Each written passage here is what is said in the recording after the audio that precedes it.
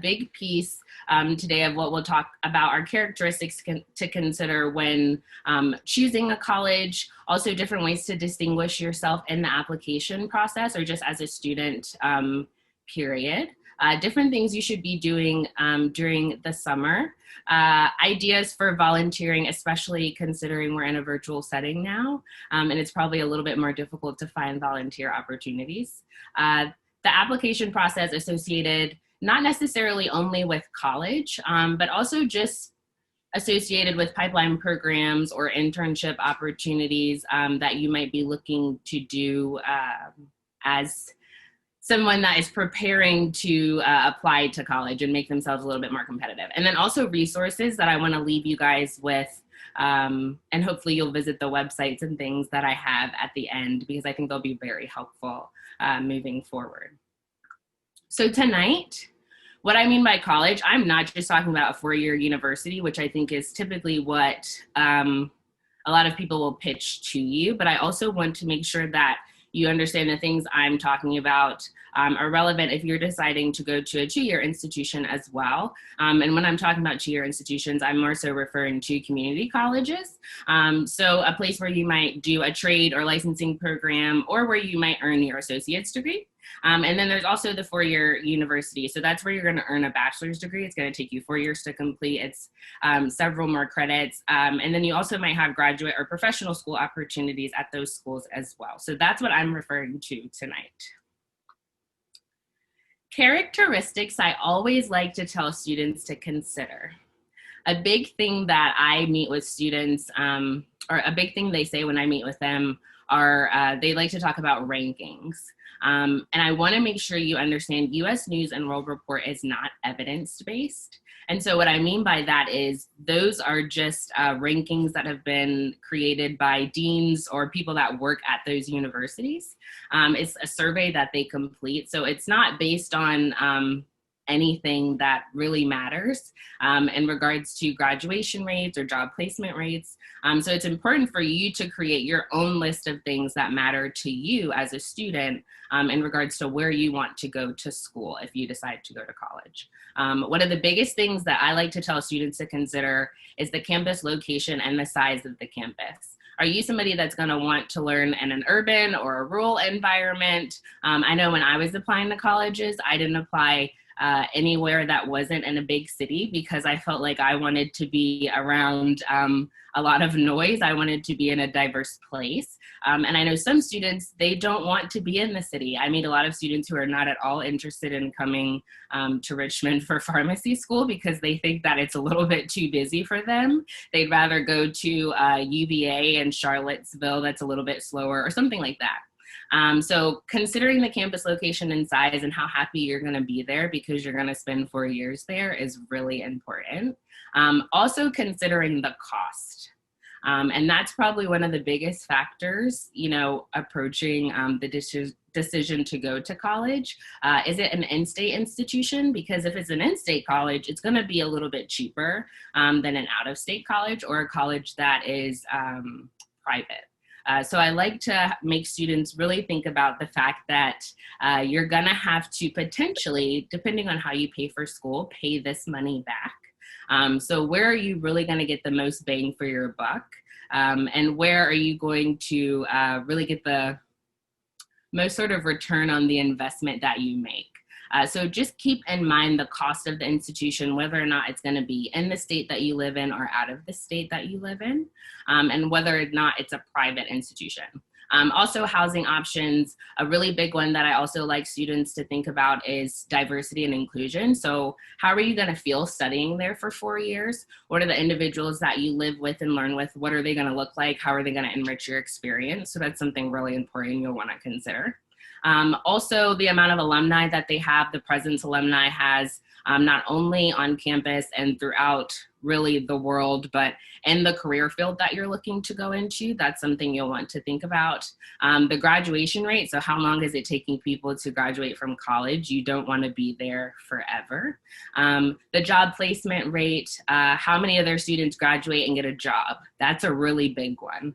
There's a lot of people who go to college, but they're not able to secure a job. And so one thing we know is we want you to go to school and graduate and be successful and employed.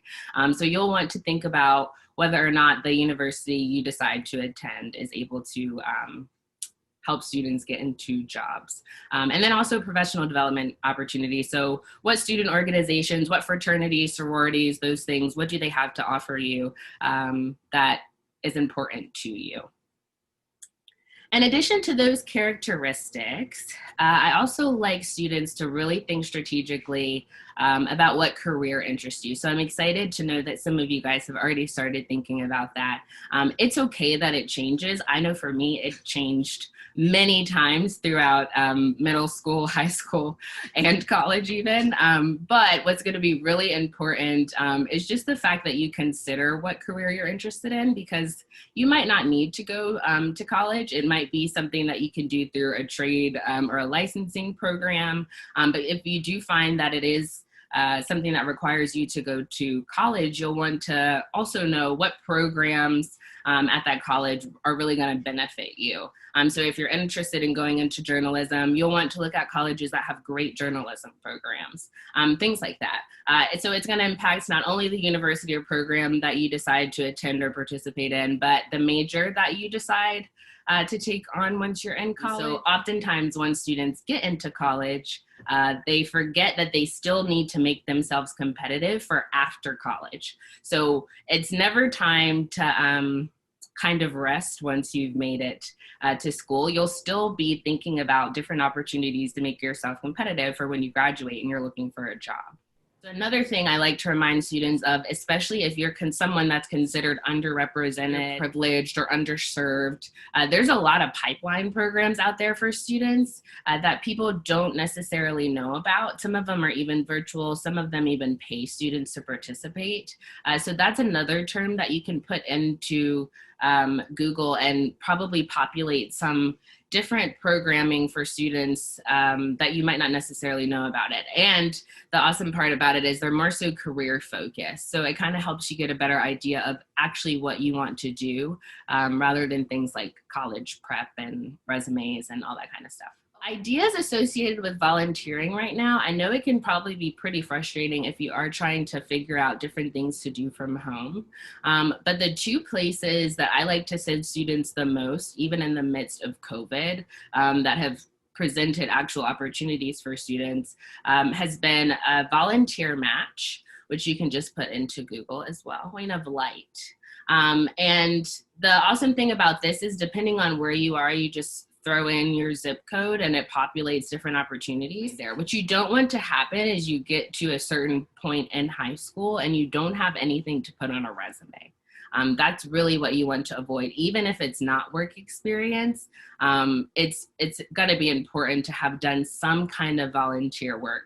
At least for one of them, you have to be near 18. But there are opportunities for providing virtual assistance to people who have COVID-19 or just assistance to the entire COVID-19 pandemic. I thought were actually pretty cool was the idea to tutor other students online. So if they're elementary school, at this age, I always tell students your resume should really only be 1 page. I've had some high schoolers that give me resumes that are 2 and 3 pages long. And while there is a lot of experience there, there's just a way to kind of make sure you narrow all that information down in a concise manner. Tips to consider are truly from my heart. And I just want you guys to really consider this if you don't hear anything else I say tonight, because recommendation letters can really make or break your application. So the first thing to think about is asking as far in advance as possible.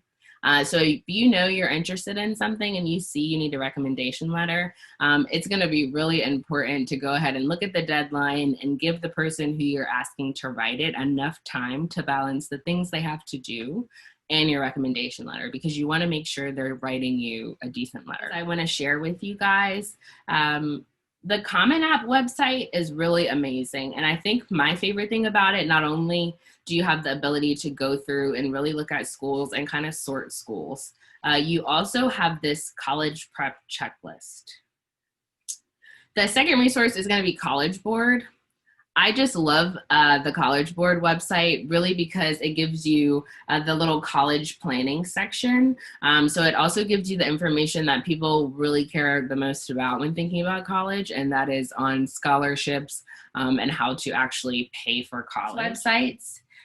If you want to go to any college, you really can just go to Google, type in the name of the college, and type in admissions, and get more information on that college, how to get in, how to visit, this is Xavier University in Louisiana, but it has they have an application checklist, so you can see all the different things you need to do when you're applying, different ways to visit them or contact them. There's literally a whole section here that says that's dedicated to high school students, is really just visiting the campus.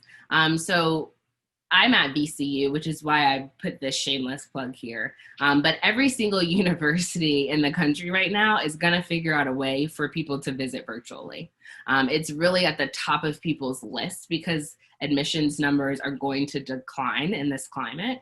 So everybody's gonna have opportunities on their websites to tour it virtually,